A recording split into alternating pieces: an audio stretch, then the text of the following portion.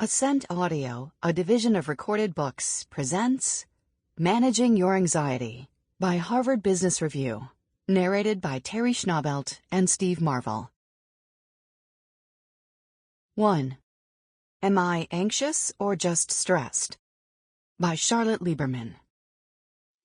You're working on a deadline when your boss pings you.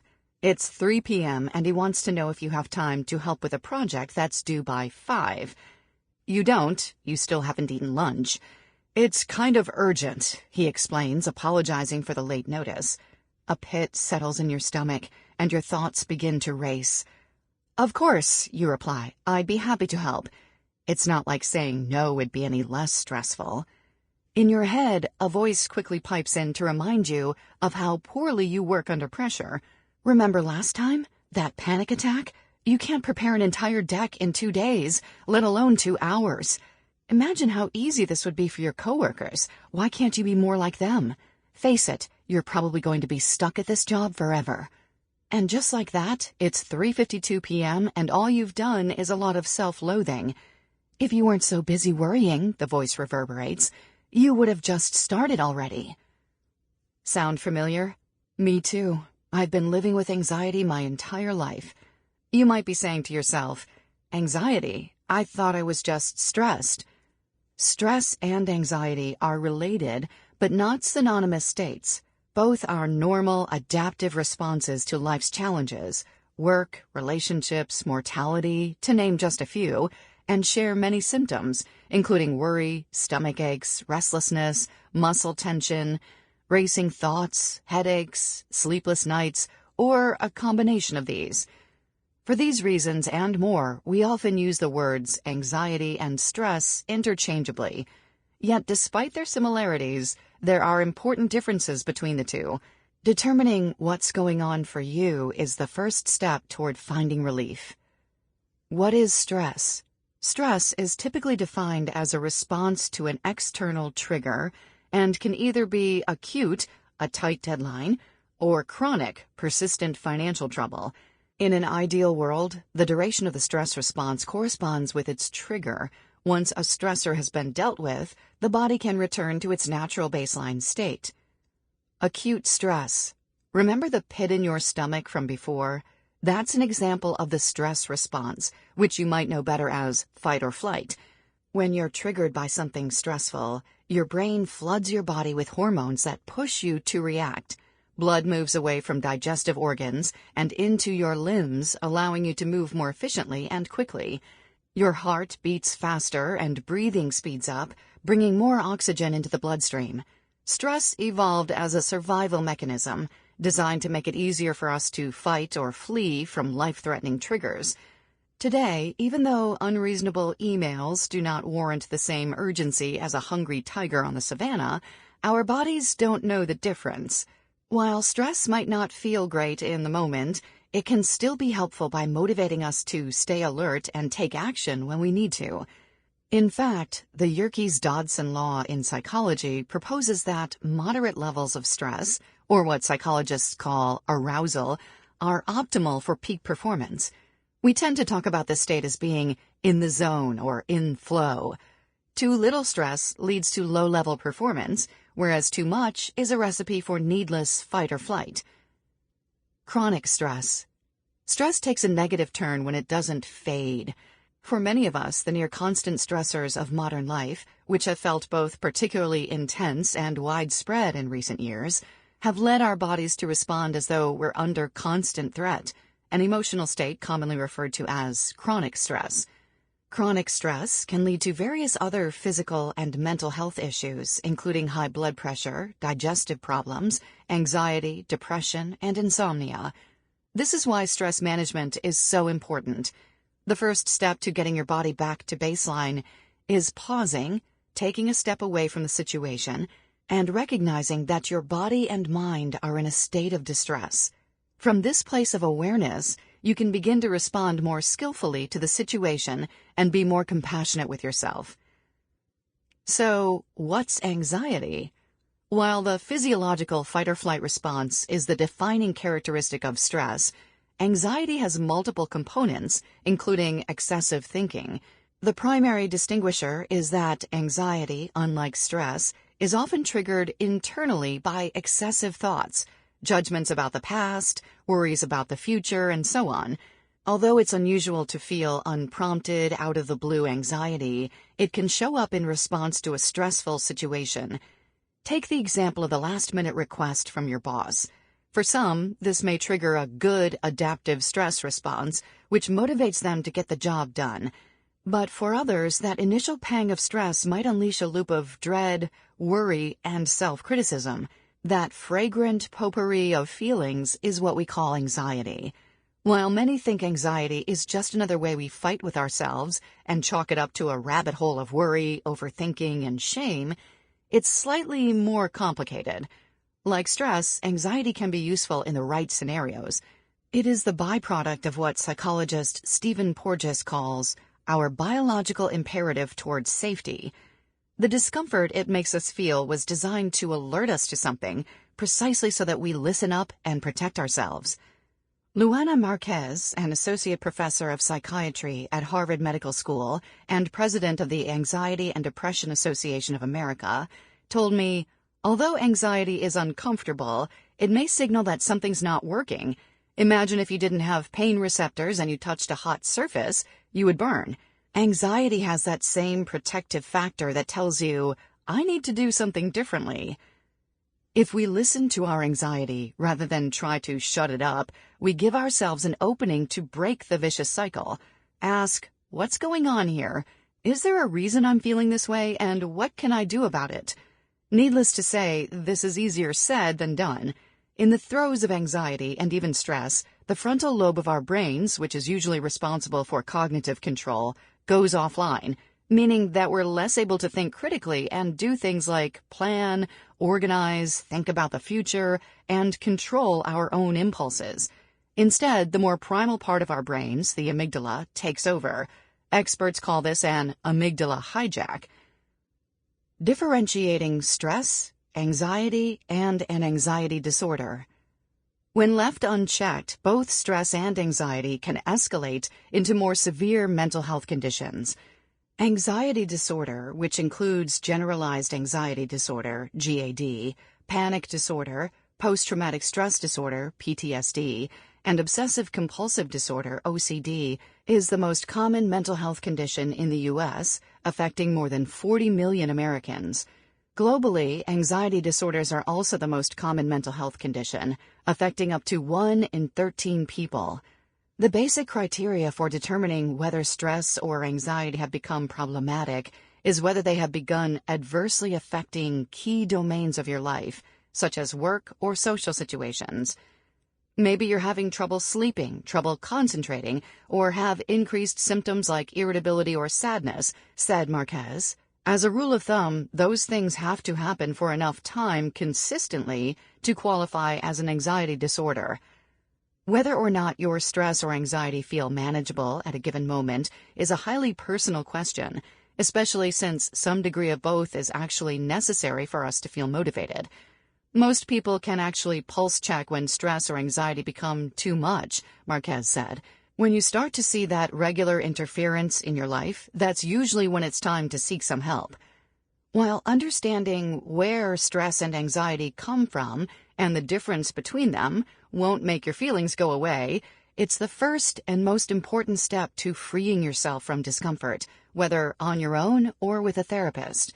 Because, like so many things we do, feel, and think, stress and anxiety can easily become habits, well-worn paths most of us plod down on autopilot. Make the choice to become aware of these things when they show up in yourself, how they feel, where in your body they live, what triggers them, and so on. When you do that, you're opening yourself up to curiosity. Being curious is as close as you can get to the energetic opposite of anxiety. It is expansive, generous, and humble. When you're curious, there's a whole world out there, an infinite number of paths you can take instead, including asking for support when you need it. 2. How to Manage Your Anxiety by Charlotte Lieberman. When I was 9, I was diagnosed with anxiety disorder by my first ever therapist.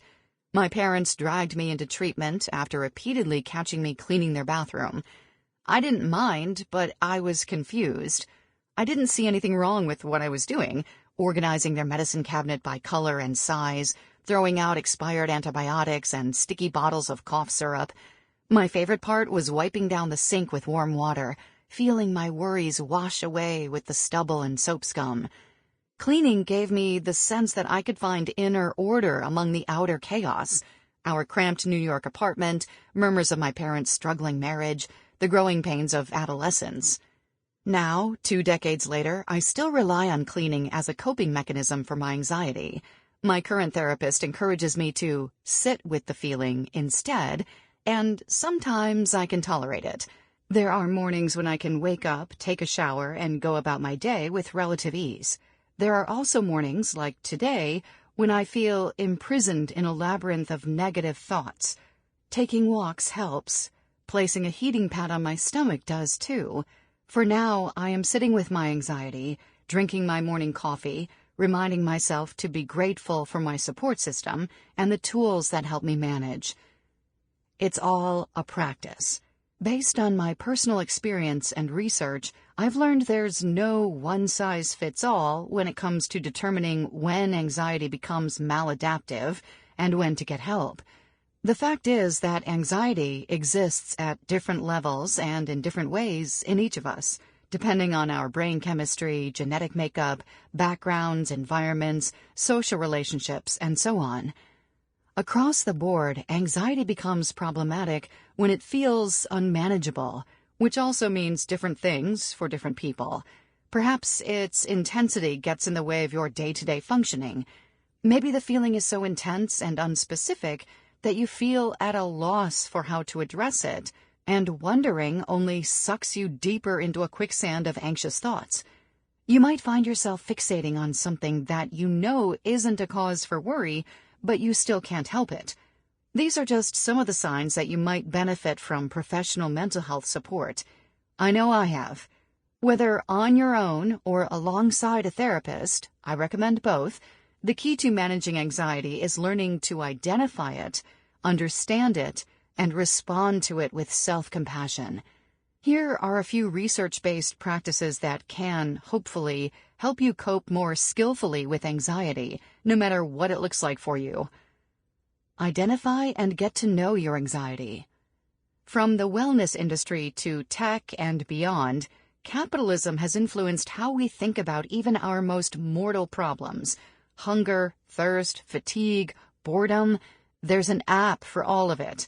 But framing anxiety as a problem that needs a quick fix can kickstart a vicious cycle you may know as fight or flight. When we view our own painful emotions as a threat to fight or flee from, we turn ourselves into the enemy. So rather than working against ourselves and trying to resist or run away from negative feelings, what if we simply said hello to them? Research shows that mindfulness techniques like breath work can reduce anxiety and improve cognition. They help us tap into the region of our brains responsible for awareness, concentration, and decision-making, the prefrontal cortex, and put us in a calmer, more focused state. We are able to think more clearly and make better, more thoughtful decisions, rather than relying on the part of our brains that view anxiety as a threat, the amygdala. The next time you're spiraling, whether about work or your partner or nothing at all, pause and imagine anxiety knocking at your front door. Tell it, 1 minute, then give yourself a moment to pause and try this breathing cycle. Inhale for 4 seconds, hold for 4 seconds, exhale for 4 seconds, hold for 4 seconds. This technique is known as box breathing, and it is a fast, effective way to calm the nervous system by tricking the mind into believing that the body is relaxed. Once you've calmed down, imagine opening your front door and saying, "Ah, anxiety, thanks for coming, but I'm not free right now." The goal is to gently create distance between yourself, your thoughts, and your emotions. Pinpointing where in your body the uncomfortable feelings reside can also help. Is it a tightness in your chest or a churning in your stomach? Simply notice. By taking a step back from your discomfort, you may be able to relate to it with a bit more clarity. You gain the relief of perspective. This is an uncomfortable experience. This is not me. Choose an anchor. Routines help reduce general feelings of anxiety and are often effective antidotes for those with more serious mental health disorders. Doing the same thing at regular intervals signals to our brain that we are safe. Call it a routine, a ritual, an anchor, whatever resonates. What you choose to do is up to you. It can even be laughably simple. I know that every day I take a walk at 12 p.m. before I eat lunch. I drink a glass of water upon waking up. I read the newspaper before I check my email. For me, writing 3 pages in my journal every morning is a non-negotiable. This means I do it whether I feel like it or not, and knowing that I can follow through on this task, no matter what, gives me a reliable well of self-trust that I can dip into whenever anxiety tugs. Plus, writing down my thoughts is a cathartic, grounding exercise in and of itself. And it's not just true for me. Journaling is often used as a therapeutic tool for anxiety and other mental health conditions. Whatever routine you choose, make it a formal commitment. If it helps to keep you accountable, tell your partner, friend, or colleague about your routine and ask them to check in with you weekly. Maybe write it on a sticky note and put it on your laptop, but don't make it a chore.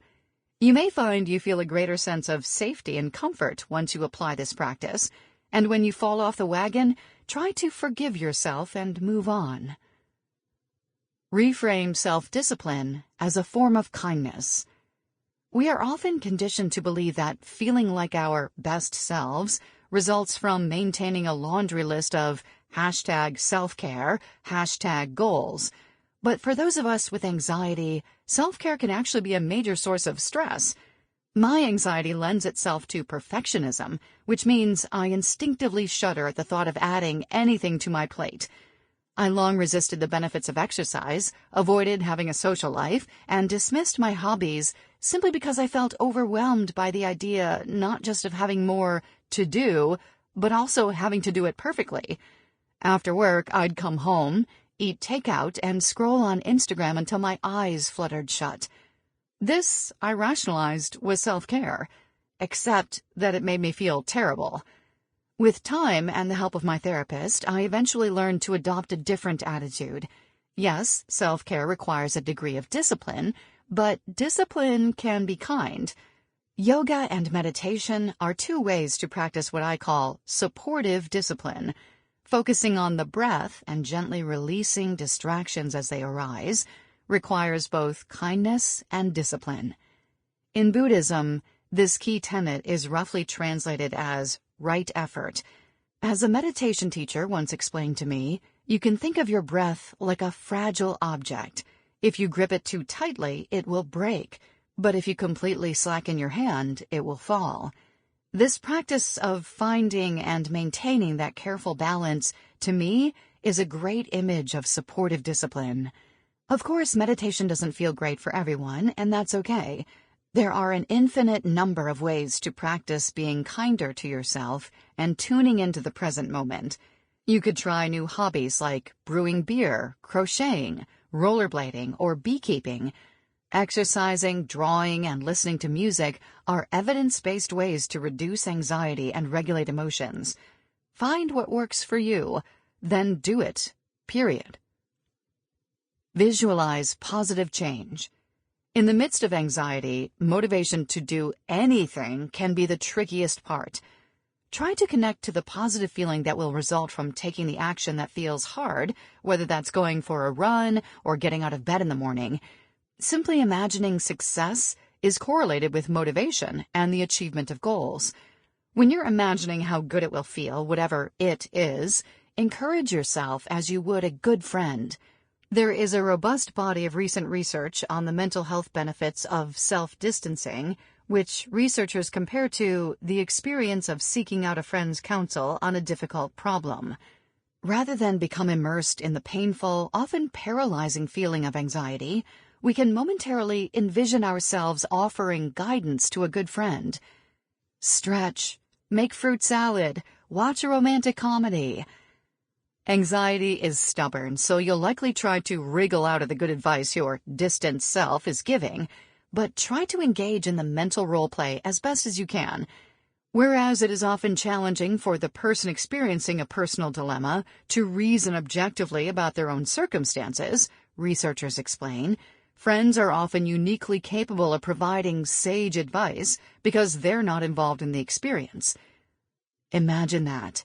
What would it feel like not to be involved in the experience of anxiety? Be creative. Simple as these tips are, they may not always feel easy. They certainly don't for me. If anxiety is good for anything, it is succeeding at making simple things feel complicated and insurmountable. The bottom line, we can choose to be kinder, patient, and more compassionate with ourselves. Uncomfortable feelings will persist and subside, then persist again. The most productive thing any of us can do is show up to ourselves and others with open minds and hearts. It may not be the first priority on your to-do list, but let it be enough. What to Say to an Anxious Colleague by Ellen Hendrickson. Noticed someone feeling anxious at work? Maybe they're pacing up and down the hallway or just looking restless. What if a colleague comes over to you and tells you they're anxious about a report they're submitting? How do you respond? Don't try to offer quick fixes. Have you tried yoga? Or, I hear lavender essential oil can work wonders. Advice like that, while well-intentioned, comes across as invalidating. Worse, offering advice creates an expert-amateur dynamic rather than a relationship of equals. Likewise, dismissals like, calm down, there's nothing to be afraid of, or just don't worry about it, feel invalidating and unsupportive. Instead, validate their experience. It totally makes sense that we're all stressed right now, or trust me, nobody is doing their best work these days. Or consider making a workplace-appropriate disclosure of your own. It's been a real challenge to juggle everything. Or, the worst part for me is not knowing how or when all this will end. Some worries are expressed as what-ifs. What if I don't get a raise? Or, what if my elderly parents get sick? Know that the what-if is rhetorical, but go ahead and inquire about an answer. That's a scary thought. What would you do? Anxiety is driven by uncertainty, and generating a plan creates certainty, which in turn can reduce anxiety. Supporting your colleague as they think through a plan of action without proffering advice can be helpful without invalidating their fears. 3. What Anxiety Does to Us at Work by Alice Boyes. I have an anxiety-prone brain. When presented with a new idea, my first instinct is usually to think of what could go wrong and the worst-case scenario. Whenever communication is ambiguous, the first conclusion I jump to is a negative one. If you share these tendencies, you won't necessarily be able to change them, and nor do you need to. They're probably your hardwired defaults, and they can yield positive outcomes, such as diligence and sensitivity to others. However, you can learn to recognize when you're seeing through anxiety-tinted glasses and adjust your thinking so it doesn't limit you. Here are some common ways anxiety can cause problems at work and suggestions for how to minimize them. You misjudge the view others have of you. Anxious folks tend to worry that others dislike them or don't see them as talented. For instance, let's say a coworker doesn't greet you as warmly as they do others and always seems rushed in your interactions. You assume the person doesn't like you, but realistically, there are other possibilities. Perhaps they're warmer with people they know better, or their only way of socializing is to joke around and you give off a serious vibe. Because you don't feel liked, you avoid that colleague, but then they might feel snubbed and jump to the conclusion you don't like them. Instead, it's important to recognize when you're interpreting an interpersonal situation without solid evidence. Equally, if not more important, is to understand that even if your colleague isn't into you, professionally speaking, you can still have a fruitful relationship. You're defensive about feedback. Anxious people are often driven to succeed, so they want feedback that helps them improve. But they also tend to catastrophize it and see it as an indicator they're doomed to fail. If this sounds like you, get clear about what makes it easier for you to be open to criticism. For me, this includes receiving feedback from someone whose advice I trust and who believes in my general competency, talent, hearing it sandwiched between positive comments, having it via email so I can digest it slowly, and getting it when I ask for or expect it to feel more in control.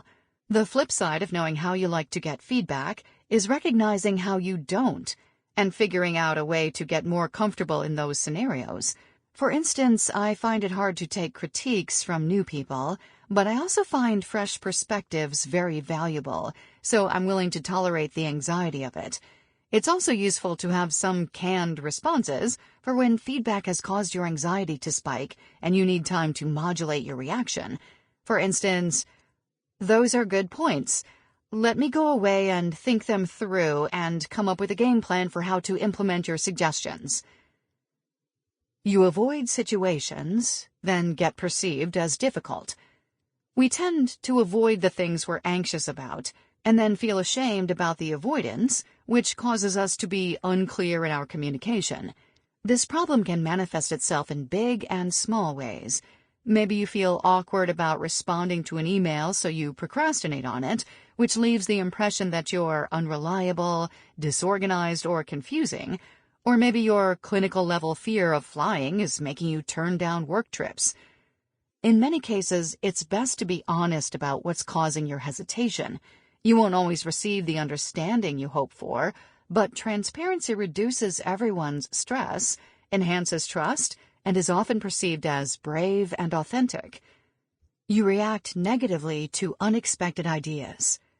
If your first thought when presented with new ideas is to consider the risks, downsides, and reasons they won't work, other people are probably picking up on your instinct and, worse, may perceive it as unwelcome negativity.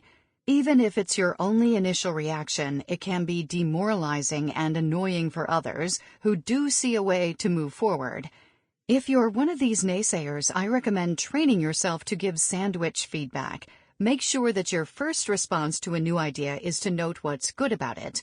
Doing this will help your brain improve at balanced thinking and benefit you overall. You can then mention your worries, but end on a positive note. Another strategy is to delay reacting, even by only a few hours, so that when you do respond, you're giving a considered response. Anxiety can motivate people in very positive ways. For example, fear of rejection can make you work harder at and deeply value relationships, and being sensitive, cautious, and careful can enhance your performance on difficult tasks. The better you understand how your anxiety works, the more you can maximize these positive aspects and minimize the negative, so you're more accepting of yourself and better able to handle challenges that arise at work. 4. Stop asking, "What's the worst that can happen?" By Amantha Imber. Think back to a time when you tried to do something that scared you. Perhaps you had to give a high-stakes presentation in front of a big group of people. Maybe you worked up the courage to ask your boss for a raise. Or maybe you took a big risk, like quitting a toxic job without another opportunity lined up yet. Fear is a universal emotion, and it arises when we think we may experience physical or psychological harm. If you spoke to someone about how you were feeling in the lead-up to the event that was making you fearful, chances are a well-meaning friend said to you, "Ask yourself, what's the worst that could happen?" When I interviewed Michelle Poehler, the founder of Hello Fears, a social movement that has reached over 70 million people worldwide, for my How I Work podcast, she told me that she, too, has heard this advice hundreds of times. Poehler was doing her master's degree in branding back in 2015 when she started a project to conquer 100 fears in 100 days. She had recently moved to New York City and found that her fears were getting in the way of her truly enjoying and embracing her new home. Later, the project turned into a global movement and received coverage on NBC's Today Show, Fox News, CBS, and CNN, to name a few. Sample complete. Ready to continue?